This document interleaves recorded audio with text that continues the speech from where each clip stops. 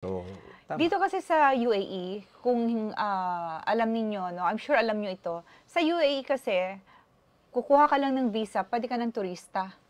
And most of the time, since turista ka, doon sa UAE, dahil it's an open country, it's a Muslim country, pero liberal sila, no, para silang Western country. So, pwede ka mag-apply. So, ang nangyayari, pag nag-fall prey ka sa mga manluloko, maluloko ka. Pero pag napapunta ka sa magandang grupo ng Pinoy na makakatulong sa'yo, bibigyan ka talaga ng magandang trabaho. But still, illegal ka. Mahaba yata yung binibigay nilang duration ng pagiging tourist. Oo. At the same time, they are more liberal in issuing visas, yung tourist visa sa Saudi, sa Middle East. No, sa UAE. Okay. May nagko-comment daw sa TikTok. Nano daw? Saying na may new scheme daw sa Egypt, marriage contract naman daw ang Hindi ginagamit. yan bago. Dati na ho yan. Ang nangyayari... Love scam.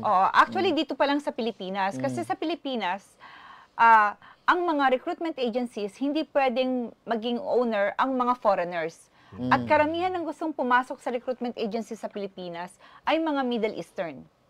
So, ang ginagawa nila, meron silang arranged marriage with Filipinos. So, ang may-ari ng agency ay Filipina, pero actually, ang may-ari nun at nagpapatakbo ay yung Middle Eastern. Yan, Okay, thank you sa comment ni Jeremy Faith, yung oo. Sinasabi niya na marriage contract. Yes, oo. Sa ating TikTok. Love scam sa ating TikTok follower Yes, na si Jeremy. Correct. Lalo na ngayon, kasi sa Egypt, tapos magko-cross border ka rin lang, mga Middle East, diba?